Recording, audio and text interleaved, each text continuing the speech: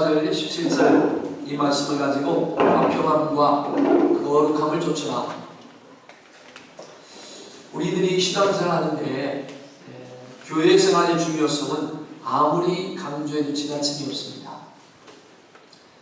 그러나 이 교회 안에서 많은 형제들을 만나고 상관하게 되는데 어떻게 인간관계를 맺고 살아가야 하는가는 아주 중요합니다.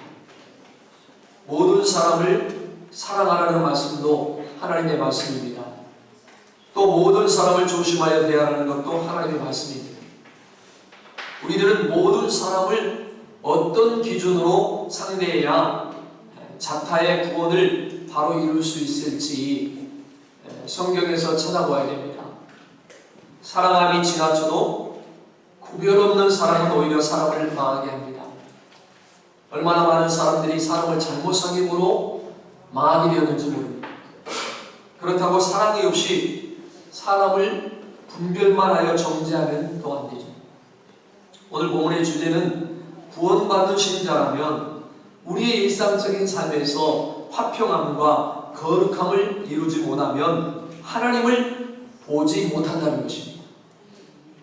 이 주제를 중심으로 첫 번째는 화평함과 거룩함을 쫓아야 한다는 의미를, 두 번째는 왜 화평함과 거룩함을 쫓아야 하는지를, 세 번째로는 어떻게 화평함과 거룩함을 쫓을 수 있는지를 살펴보도록 하겠습니다. 자, 히브리서 저자는 첫 번째 화평함과 거룩함을 쫓으라 하였습니다.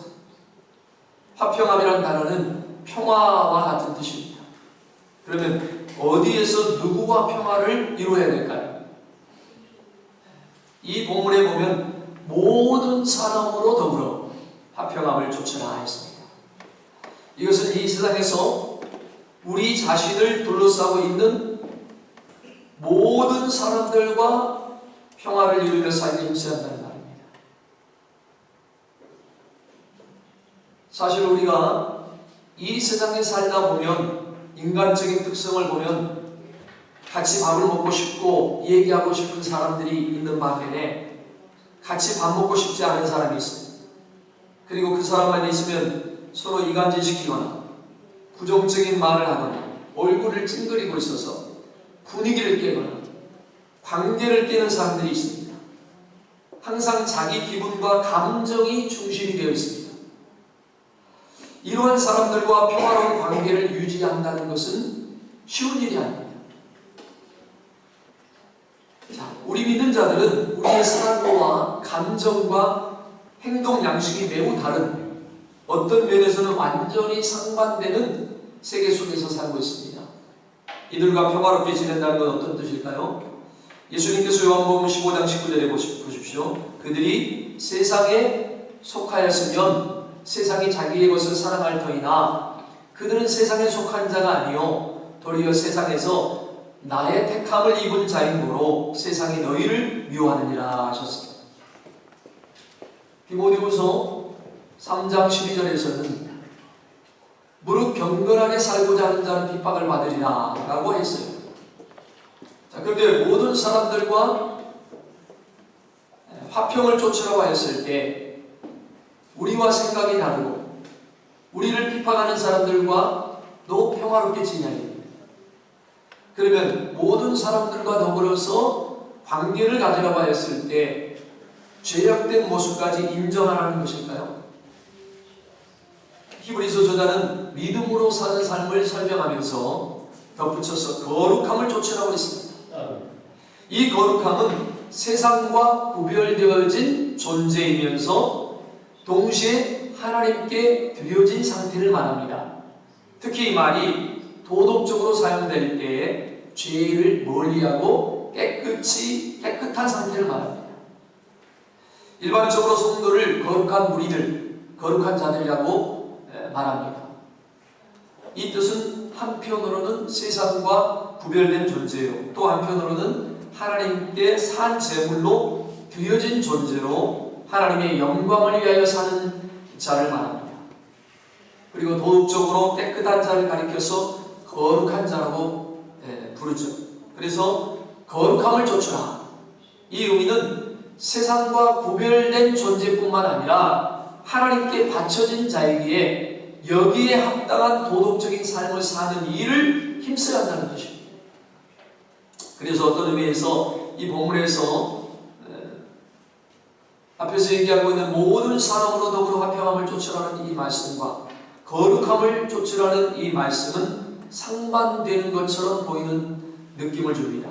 자, 화평함을 이루려면 여러 사람들과 관계를 가져야 하고 거룩함을 유지하려면 그 가운데 구별된 삶의 특성이 나타나야 하기 때문입니다.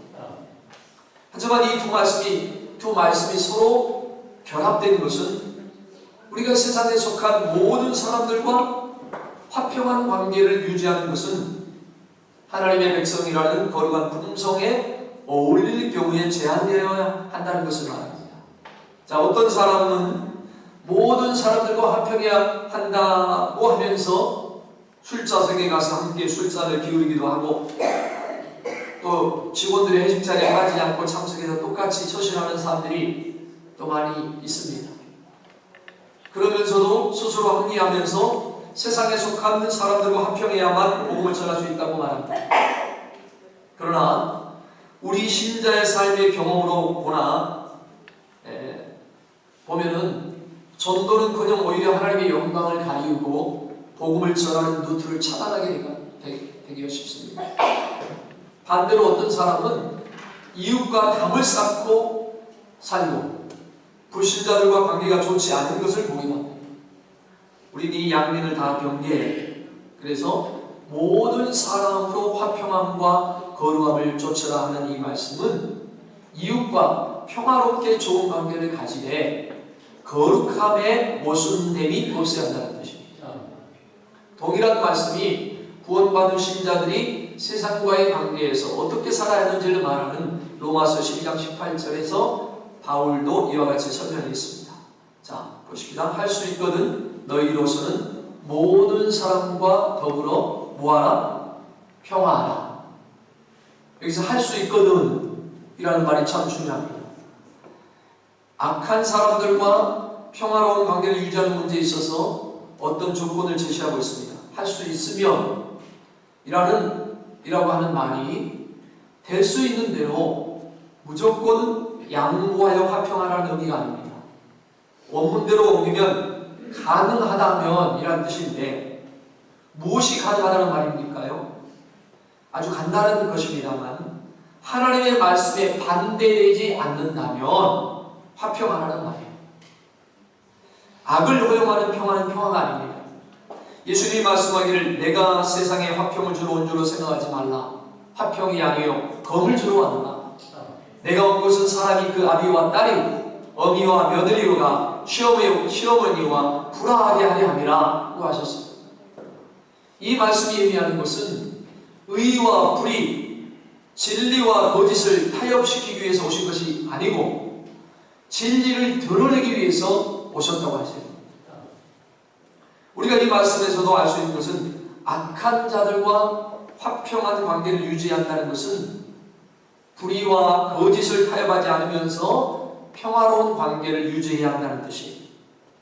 자, 히브리서 저자가 모든 사람으로 더불어 화평함과 거룩함을 쫓으라고 하시는 이 말씀은요, 하나님의 거룩한 백성이라는 이 신분됨에 어긋나지 않는다면 모든 사람과 더불어서 평화로운 관계를 유지하라 하는 뜻입니다.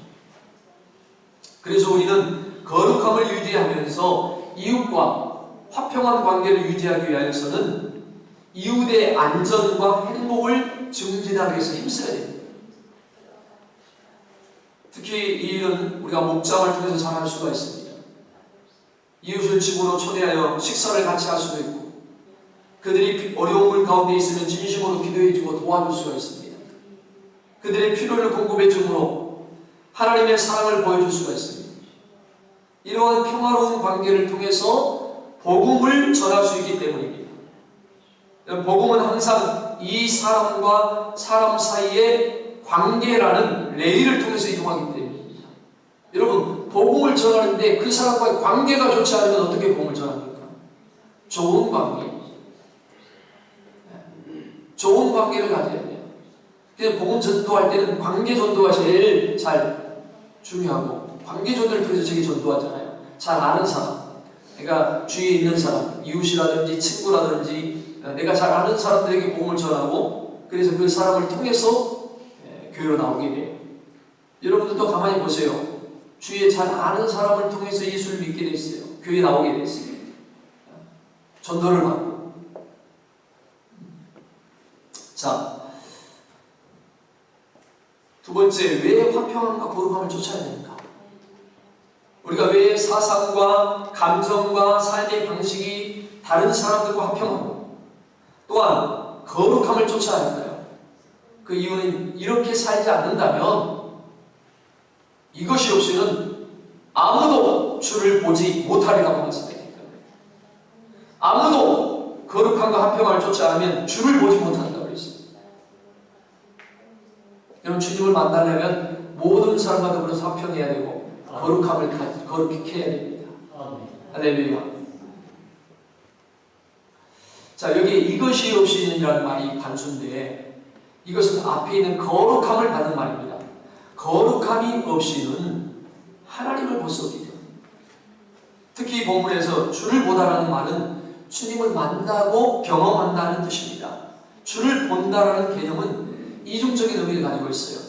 하나는 현재적인 의미로 지금 우리가 살고 있는 이 세상에서 보고 현재적으로 성령을 통해서 경험하게 된다는 뜻입니다.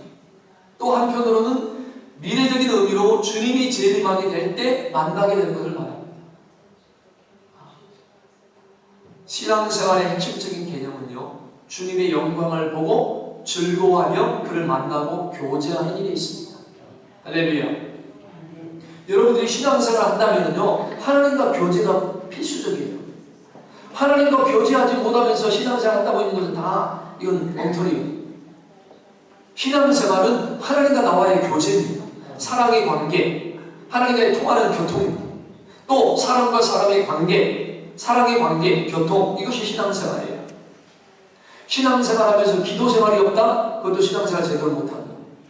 기도는 하나님과 대화예요. 교통인데 그런 대화가 없는 신앙생활, 그건 참된 믿음의 생활이 아니죠. 여러분 부부간에 대화 없이 살아봐요. 날마다 대화 없이 한 달, 두 달, 세 달 살아봐. 살만한다. 부부생활 제대로 할 수 있어요? 대화가 없다면 부부생활이 좋은 관계가 될 수가 있어요. 여러분 친구 관계도 대화가 없는 친구라면 좋은 친구가 아니에요. 가깝다, 교제한다, 사귄다, 친하다, 이건 대화예요. 대화를 잘하는 거예요. 대화가 단절됐다면 문제가 있습니다. 신앙생활은 하나님과의 우리 관계를 바로 해야 돼요. 기도와 말씀으로 교제해야 돼요. 또 이웃을 내 몸처럼 사랑하고 있기 때문에 이웃과의 사랑의 관계를 가져야 돼요. 희생하면서 이웃이 힘들고 어려울 때 도와줘. 내 몸처럼 사랑하라. 그게 신앙생활 아니에요? 그것이 주님이 주신 세계명 아닙니까? 아멘? 사랑이 없다면 모든 것이 다 헛되다 보였어. 사랑이 없어. 아무리 찬송을 하고 아무리 기도를 하고 예배를 하고 해도 그 속에 사랑이 없다면 그건 다 죽은 것이에요. 할렐루야. 그리스도의 사랑, 아버지의 사랑, 주님의 사랑이 우리 가운데 흘러서 하나님의 사랑을 받고 흘러보내야 돼요. 자, 우리가 아무리 하나님을 만나고 싶고 그의 은혜와 능력을 경험하고 싶어도 우리 삶이 거룩한 생활이 전제가 되지 않으면 할 수가 없습니다. 우리 신자가 다른 사람들과의 관계에서 화평함을 추구해야 되고 또한 도덕적인 면에서 거룩해야 할 중요성이 있는 거예요.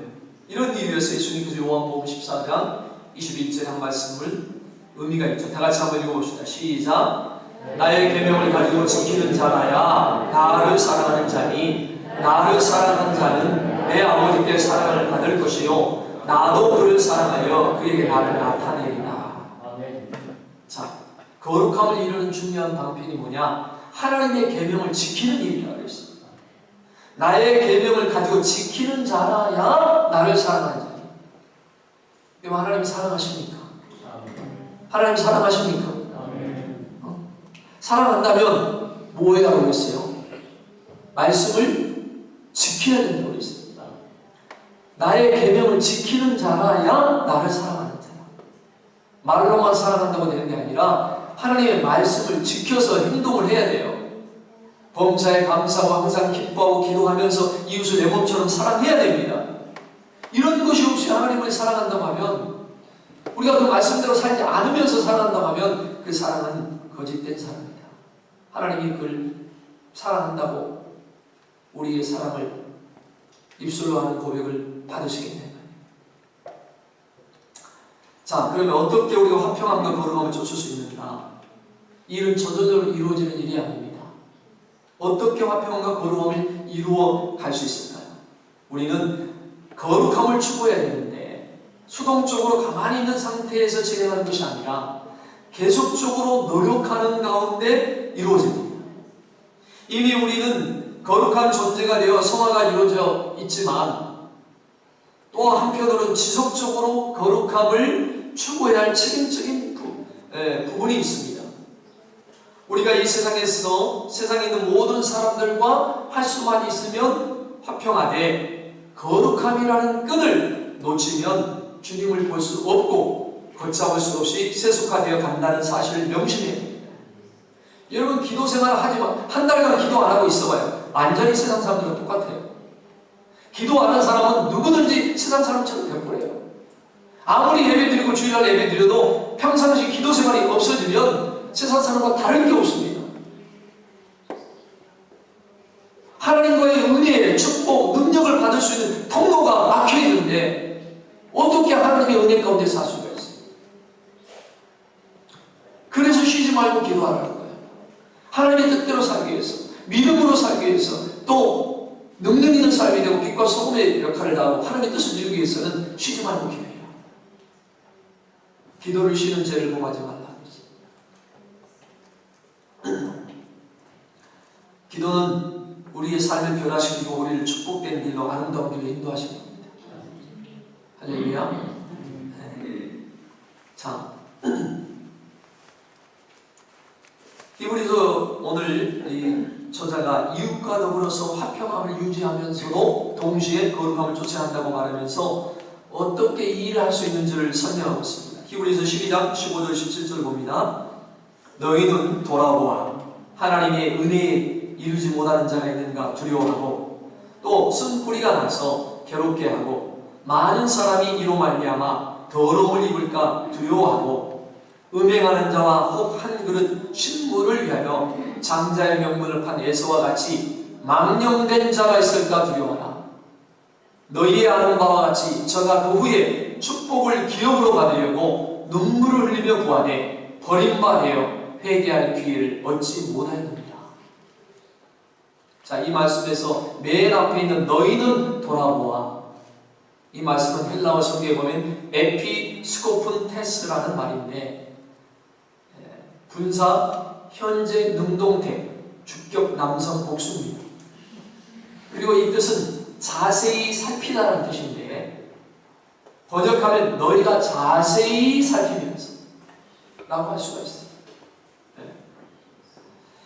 여기서 너희가 자세히 살피면서라는 뜻은 자기 혼자 스스로 거룩함을 이루어갈 수 있는 것이 아니라 교회 생활을 통하여 서로 섬김으로 가능하다는 겁니다. 서로 섬김으로. 여기에서 개인적인 고민이 아니라 교회 공동체의 중요성을 강조하는 거예요. 서로 너희는 돌아와. 서로 돌아보라는 거예요.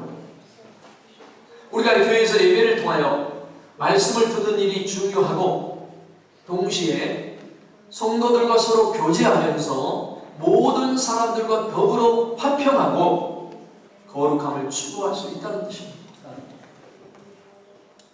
사도 바울이 에베소서 4장 16절에서 온몸이 각 마디를 통하여 도움을 입음으로 연락하고 상합하여 각 지체의 분량대로 역사하여 라고 했습니다.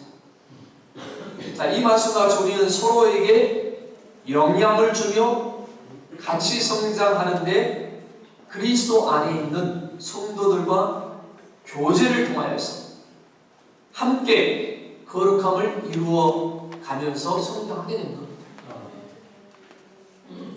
그래서 교회 생활에서 성도들과 교제하는 일이 아주 중요합니다.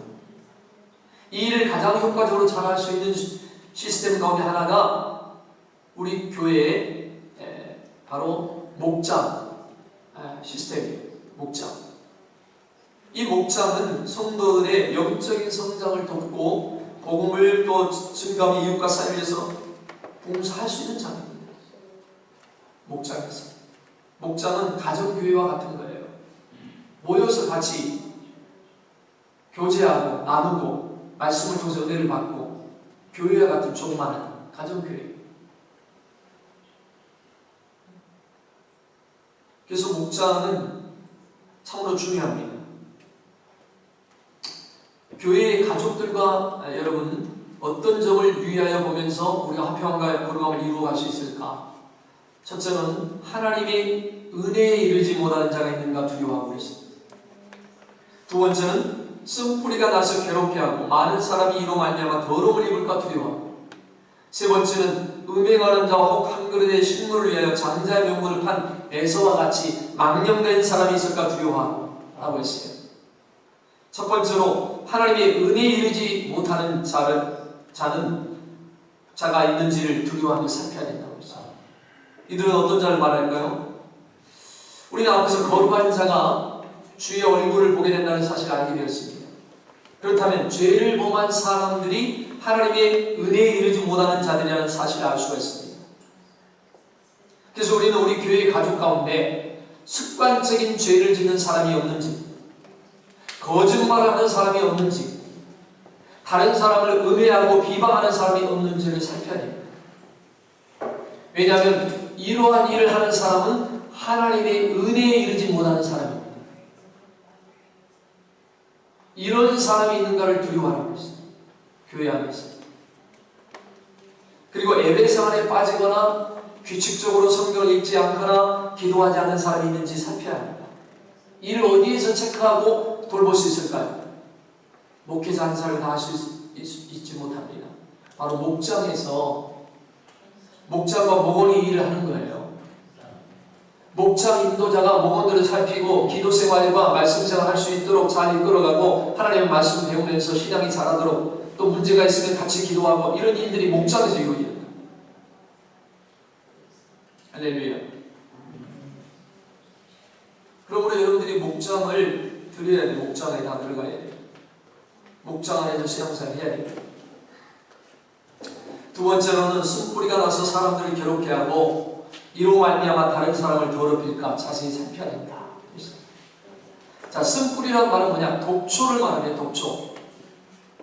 이 말은 신명기 29장 17절 18절에서 나온 말이죠. 보세요. 너희가 또 그들 중에 있는 가증한 것과 목석과 은금의 우상을 보았느니라. 너희 중에 남자나 여자나 가족이나 집하나 오늘날 그 마음이 우리 하나님 여호와를 떠나서 그 모든 민족의 신들에게 가서 섬길까 염려하며 독초와 쑥의 뿌리가 너희 중에 생겨서, 여기서 사용되는 의미는 그 마음에 여호와를 섬기는 일에서 떠난 사람을 가리키는 말입니다. 그리고 잘못된 교리나 사상을 가지고 사람들을 미혹하는 사람들이 없도록 살펴야 한다는 겁니다. 오늘날 다양한 형태로 쓴뿌리들이 나타나고 있습니다. 그 중에 하나가 교회 공적인 예배와 모임을 부정하는 사람들이 점점 늘어나고 있다는 겁니다. 사사기 마지막에 나오는 미가의 집에 우상을 만들어 놓고 하나님을 섬기듯이 목사 한 사람을 고용해서 임의대로 예배드리는 형태들로 나타나고 있습니다. 특별히 그러한 행동을 하는 사람들은 기존 교회에서는 은혜를 받지 못하거나 기존 교회 질서를 부정하고 명목상으로 계획한다는 미명 아래서 그렇게 합니다. 많은 사람들은 그 중요한 이론적 기초를 마린 제사장 직위에서 찾습니다.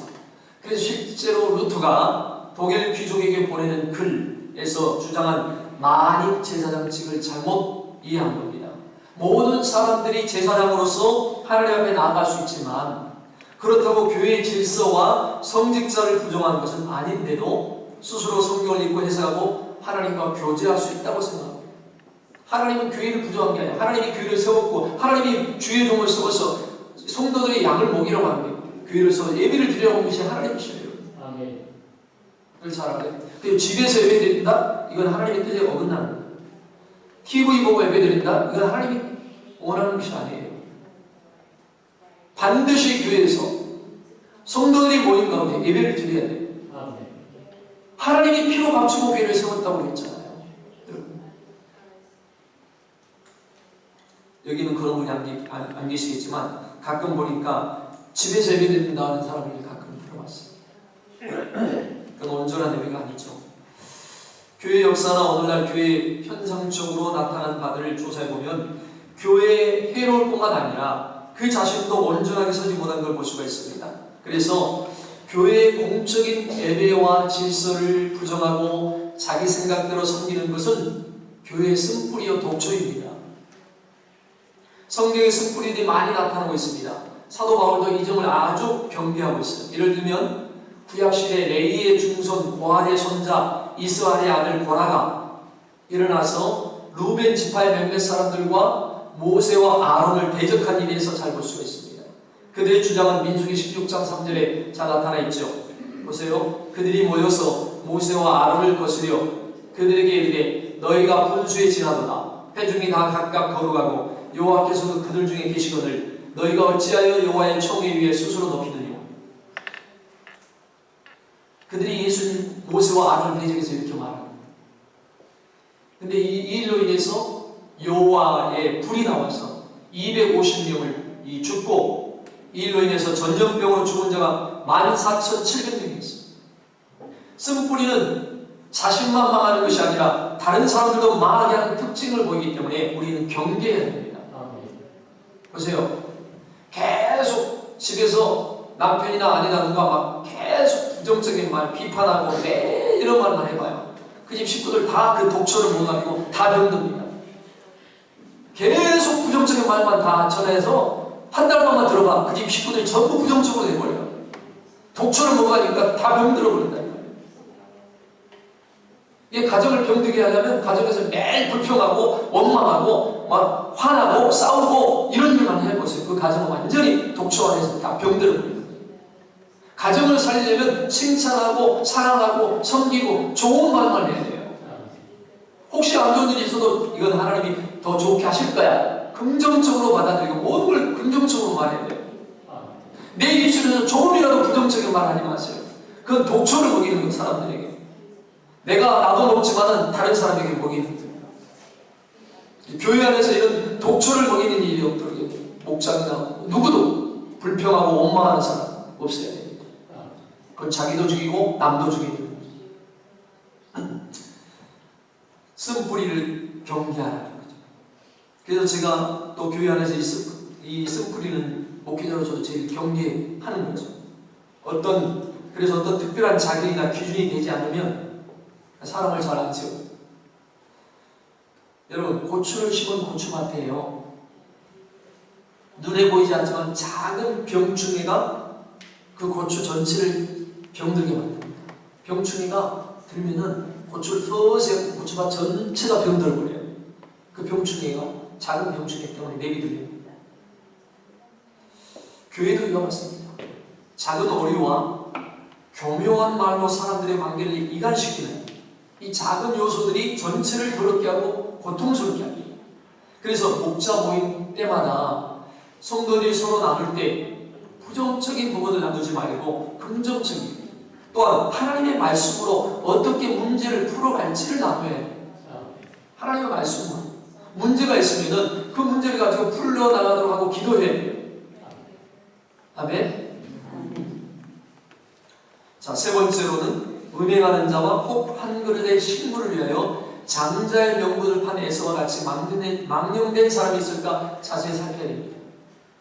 에서가 장자권을 팥죽 한 그릇에 판 얘기를 우리가 잘 알죠. 창세기 25장에 보면 자세히 기록되어 있는데 이삭에게 두 아들이 있었습니다.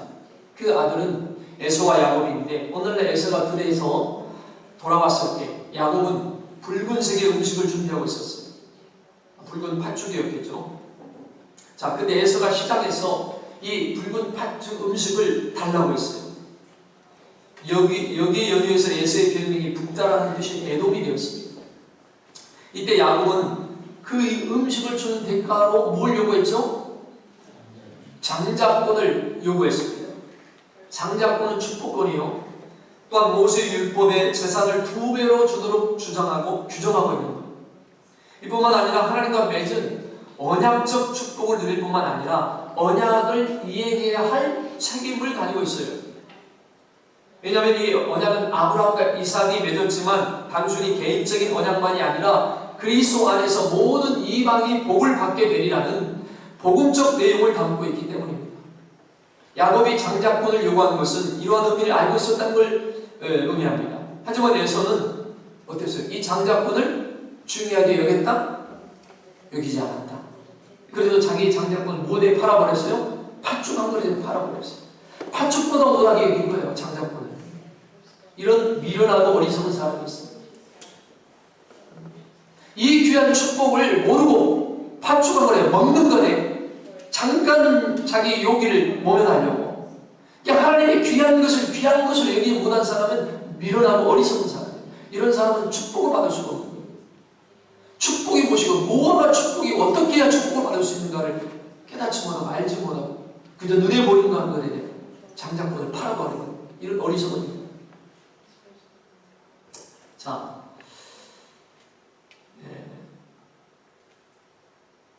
에서가 조부 아브라함과 아버지 이삭이 받은 약속을 중요하게 생각하지 않았다는 뜻이죠. 이 약속은 이삭의 후손을 통해서 세상을 구원하여 하나님 나라를 건설하게 하는 약속이었습니다. 그런데 눈앞에 보이는 이 작은 이익 때문에 이 약속과의 관계없는 사람이 되고 말았습니다. 여러분, 눈앞에 보이는 이익을 쫓아 살지 마십시오. 더 귀한 하나님의 말씀을 귀하게 여깁니다. 내가 손해보더라도 하나님이 뭐라고 했느냐에 따라 그 말씀을 붙잡고 손해보더라도 그 말씀대로 살아야 될 그리스도인들. 아멘. 눈에 보이는 것은 잠깐이요 보이지 않는 것은 영원한 것입니다. 하나님의 말씀은 영원한 것입니다. 눈에 보이는 것 때문에 흔들려가지고 우리가 요동하지 마세요. 보이지 않는 하나님의 말씀, 보이지 않는 그분이 귀한 것이고 하나님이 보이지 않는 그분의 은혜와 축복이 귀한 것이에요. 자, 이러한 에서의 행동에 대해서 창세기 25장 34절에 보면 야곱이 떡과 팥죽을 에서에게 주매 에서가 먹으며 마시고 일어나서 갔으니 에서가 장자의 명분을 경홀히 여김이었더라. 그렇다면 한 그릇의 식물을 위하여서 장자의 명분을 판 에서와 같이 망령된 자가 있을까 두려워하면서 자세히 살피라는 이 말씀이 뜻이 무엇일까요? 세상에 속한 돈이나 이익 때문에 하나님 나라의 진리를 바꾸는 사람이 없는지 잘 살펴야 한다는 거예요. 여러분, 식물이나 세상에 속한 돈이나 명예와 같은 작은 이익에 목숨을 거는 어리석은 사람이 되지 마시기 바랍니다. 그러면 장자권을 멸시한 에서는 어떻게 되었을까요? 에서는 땅의 기름짐에서 떠나 살게 되었고 하나님께서 말씀하신 대로 자기 동생 야곱을 섬기게 되었습니다. 너의 주소는 창세기 27장 39절 40절 봅니다. 너의 주소는 땅의 기름짐에서 뜨고 내리는 하늘 이슬에서 뜰 것이며 너는 칼을 믿고 생활하겠고 내 아우를 섬길 것이며 내가 매임을 벗을 때는 그 먹이를 내 목에서 떨쳐버리리라. 이 말씀의 의미는 에서는 땅의 기름짐에서 멀리 떠나고 하늘의 이슬에서 멀리 떠난다는 것입니다. 이것은 당시 영농의 주로 의존하던 시대라고 하는 것을 생각한다면 이건 분명히 저주입니다. 분명한 저주예요. 땅의 기름짐하고 상관이 없고 하늘의 이슬이 없기 때문에 무엇을 해도 안 되는 거예요. 왜? 하나님의 축복권을 귀하게 여기지 않았기 때문에, 눈에 보이는 이익 때문에, 하나님의 축복권을 버려버렸기 때문에. 바로 이 역사를 거울로 히브리서 저자는 히브리서 12장 16절 17절에 이렇게 말했습니다. 음행하는 자 혹 한 그릇 식물을 위하여 장자의 명분을 판 에서와 같이 망령된 자가 있을까 두려워하라. 너희는 아는 바와 같이 저가 그 후에 축복을 기업으로 받으려고 눈물을 흘리며 구하되 버림받아 되어 회개할 기회를 얻지 못합니다. 자, 히브리서 저자는 한 그릇의 식물을 인하여 장자권을 소홀히 여기는 예서를 역사적인 신뢰로 들면서 세상에 속한 일 때문에 믿음을 버리는 사람과 비교한 것입니다. 그래서 에서가 장자권을 버린 것은 단순히 세상적인 축복을 버린 것이 아니라 하나님 나라와 그 진리를 버린 것입니다. 그러면 여러분, 하나님의 말씀을 들으며 하나님의 나라에 들어갈 수 있는 기회를 소홀히 하지 마시고 나중에는 회개할 기회가 없어질지도 모릅니다. 그럼 우리는 교회 생활을 통하여서 화평함과 거룩함을 이루도록 힘써야 됩니다. 이것이 그리스도께서 십자가의 죽으심으로 하늘 성소에 자유롭게 들어가 하나님을 만나고 교제하는 은혜를 받은 성도들에게는 반드시 나타나야 할 삶의 양식입니다. 이러한 삶이 전제가 되지 않으면 신앙생활의 핵심적 개념인 하나님을 볼 수가 없기 때문입니다. 그러나 이는 쉬운 일이 아니죠. 여기는 우리 인간의 책임적인 노력이 반드시 있어야 하기 때문에 이 일은 마치 농부가 농사를 짓는 것과 비교해 볼 수 있습니다. 우리가 알고 있는 바와 같이 농부는 밭을 갈고 씨를 뿌리고 거름을 주어서 정성을 들여서 그 농작물을 재배합니다. 하지만 농부는 자신의 능력으로 씨앗을 발화시킬 수도 없고 농작물을 자라게 하고 여물게 하는 비와 햇빛을 만들어낼 수도 없습니다. 자라게 하고 열매 맺게 하시는 하나님이십니다. 수확을 위해서는 어떤 면에서 전적으로 하나님의 손길을 의지할 수밖에 없습니다. 그럼에도 불구하고 농부는 열심히 밭을 갈고 거름을 주어야 할 그의 책임을 소홀히 하면 아무것도 거둘 수가 없습니다. 이와 같이 화평함과 거룩함을 이루는 일은 전적으로 하나님의 손에 달려있지만 또 한편으로 전적으로 이 일을 이루어야 할 책임이 우리에게 있습니다. 우리에게 화평함을 이루라고 했잖아요. 거룩함을 위해서 노력해라. 네가 거룩해지도록 힘써라. 그래서 이 본문에 쫓으라고 하는 겁니다. 쫓으라고. 이 단어는 우리 인간의 근면과 수고를 요구하는 말입니다. 쫓아라. 그러면 여러분들은 교회 공적 예배와 성도들과의 교제하는 생활을 통해서 화평함과 거룩함을 추구하는 자들이 되시길 바랍니다. 그래서 이 세상에서도 여러분들이 하나님을 보고 저 세상에서 영원히 하나님을 보는 자들이 되기를 바랍니다.